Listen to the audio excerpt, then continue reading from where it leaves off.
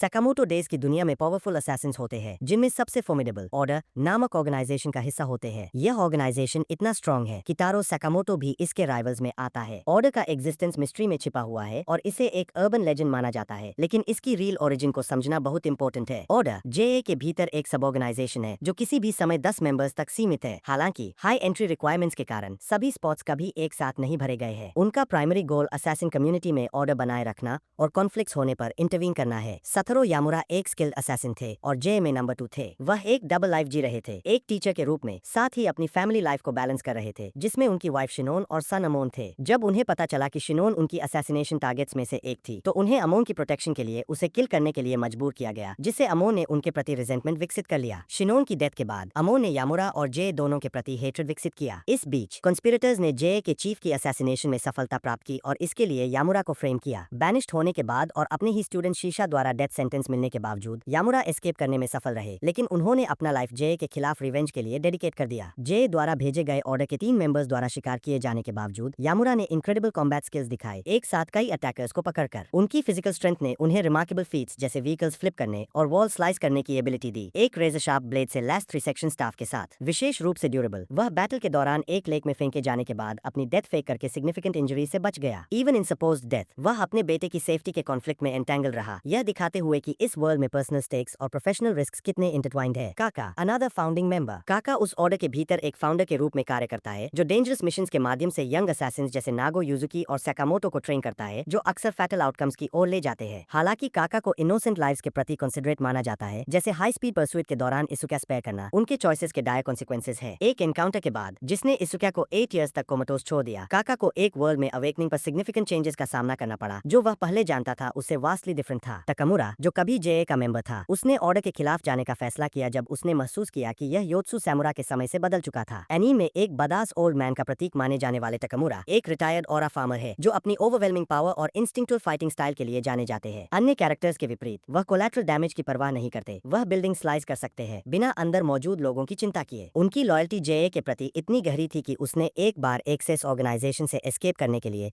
अपनी खुद की आर्म कट ऑफ कर दी। विशेष रूप से एक्स जैसे एनिमीज उन्हें फियर करते थे क्योंकि वह एक साथ कई पावरफुल अपोनेंट्स डिफीट करने में सक्षम थे। तकामुराज अनमैच्ड स्ट्रेंथ, सकामोटो का मानना था कि समय के साथ तकामुरा और भी स्ट्रॉन्गर हो गया था। उसकी स्पीड और रिफ्लेक्सेस ह्यूमन परसेप्शन से परे थे। वह बिना विजिबल मूवमेंट के अटैक कर सकता था और आसानी से ब्लोज ब्लॉक कर सकता था, साथ ही स्टील और कंक्रीट जैसी टफ मटेरियल स्लाइस कर सकता था। एक आइकॉनिक मोमेंट में उसने एक असैसिन डिकैपिटेट किया इतनी स्विफ्टली कि उन्होंने मिरर में अपने सेवियर हेड को देखने के बाद ही अपनी डेथ रियलाइज की। उनकी प्रिसीजन विद ब्लेड्स इतनी हाई थी कि वह सेवियर लिम्स रीअटैच कर सकते थे, वो भी मिनिमल सर्जरी रिक्वायर्ड होने के बावजूद। डिस्पाइट हिज लेजेंडरी स्टेटस, वह अंतर स्लर के ऑरा ओवरवेलम करने की वजह से गिर गया, लेकिन उसने उस पर लास्टिंग इम्पैक्ट छोड़ दिया। शो को शुरू में कम प्रतिभाशाली माना गया था, लेकिन उसने जेए और ऑर्डर के सबसे स्ट्रॉन्गेस्ट मेंबर्स में से एक बनने के लिए कड़ी मेहनत की। अपनी अच्छी प्रकृति के कारण वह असैसिन आइडेंटिटी से संघर्ष करता था, अक्सर टेकिंग लाइफ से ज्यादा सेविंग लाइव्स को प्रायोरिटाइज करता था। यह मोरल कॉम्पास उसे सकामोटो की मदद करने के लिए प्रेरित करता है जब वह महसूस करता है कि वे केओस के बीच फैमिली वैल्यूज प्रोटेक्ट करने की शेयर्ड बिलीफ्स रखते हैं। शो ने अपनी इमेंस फिजिकल कैपेबिलिटीज को कॉम्बैट में दिखाया, जहां वह शेयर स्ट्रेंथ और स्पीड का इस्तेमाल करके अपोनेंट्स ओवरपावर करता था, जबकि अनाम टेक्निक्स को प्रेफर करता था। एक फाइट में कुमोमी के खिलाफ उसने सीवियर इंजरी सहन की, फिर भी फियर्सली फाइट करता रहा, आखिरकार खुद को सैक्रिफाइस करने तक।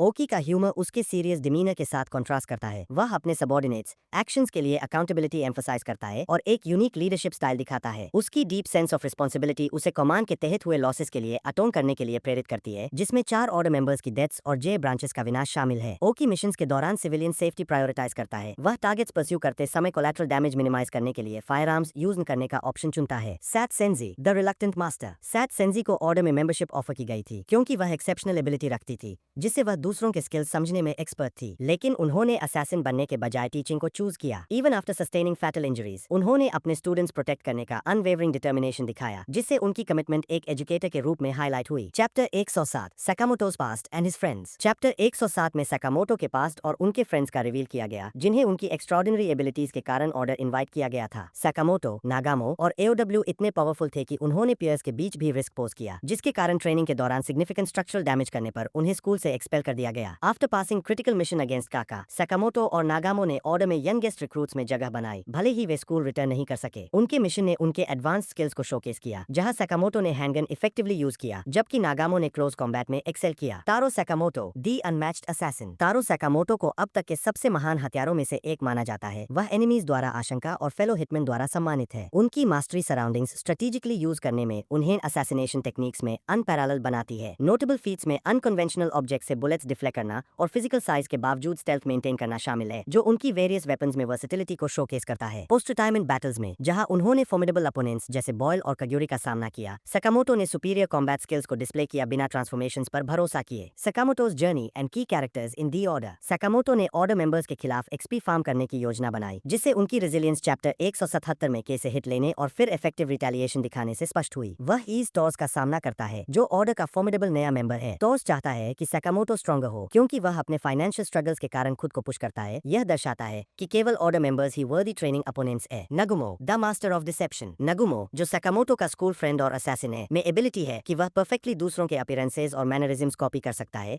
जिससे वह एक्सेप्शनल इन्फिल्ट्रेटर बनता है। उनके स्किल्स उन्हें अदर्स ट्रांसफॉर्म करने की परमिशन देते हैं एक्सटेंडेड पीरियड्स तक। उन्होंने एक बार जेसीसी इन्फिल्ट्रेशन पर्पसेस के लिए सकामोटो को एओई के रूप में डिस्गाइज किया। अनलाइक सकामोटो, नगुमो मानता है कि डिसेप्शन असैसिनेशंस में की है, लेकिन वह अपोनेंट्स को स्ट्रॉन्ग किलिंग इंटेंट से भी शेक कर सकता है। Despite there past disconnect, नगुमो Sakamoto के करीब बना हुआ है और सीरीज की शुरुआत में उसके लाइफ थ्रेट्स के बारे में वार्निंग देने में इंस्ट्रूमेंटल रोल निभाई थी। ग्रैनी मिया ने रिवील किया कि नगुमो ने रिटायरमेंट के कारण सकामोटो को स्ट्रेंथ में सरपास कर लिया है। दोनों कैरेक्टर्स वर्सेटाइल फाइटर्स है, यूनिक वेपन्स के साथ। कहाते, द साइलेंट स्नाइपर। कहाते को एक स्पेशलाइज्ड स्नाइपर के रूप में पेश किया जाता है, जो अपनी बुलेट्स के माध्यम से संचार करता है। वह कभी स्नाइपर राइफल के बिना नहीं देखा गया। डिस्पाइट बीइंग इंट्रोवर्टेड, उन्होंने इमेन स्किल डेमोन्स्ट्रेट किया, जहां उन्होंने लेजेंडरी हिटमैन को घायल किया और लॉन्ग डिस्टेंस स्निपिंग एक्यूरेसी के लिए वर्ल्ड रिकॉर्ड होल्ड किया। कग्यूरी, द सिनेमैटिक असैसिन। कग्यूरी की इमोशनल स्टेट मूवी से हेविली इन्फ्लुएंस्ड होती है, जिससे उसका रेकलेस बिहेवियर सामने आता है। उनका कैमरा, जो एक यूनिक वेपन है, इंटैक्ट होने पर उनकी ताकत बढ़ाता है, लेकिन डिस्ट्रॉय होने पर वह कमजोर हो जाता है। वह फोकस्ड एनर्जी ब्लास्ट शूट करने की एबिलिटी रखता है, जो सिग्निफिकेंट डैमेज कॉज कर सकता है, जैसे एक विमान में छेद जलाना। Despite being outmatched in combat against Sakamoto, कग्यूरी का डार्क पास्ट है। उन्होंने एक फॉर्मर फ्रेंड को मारकर ऑर्डर में अपनी जगह अर्जित की। शीशा, द मोरल वॉरियर। शीशा को स्ट्रॉन्ग मोरल बिलीफ्स के साथ एक स्किल्ड असैसिन के रूप में इंट्रोड्यूस किया जाता है। वह पब्लिक किलिंग्स अपोज करता है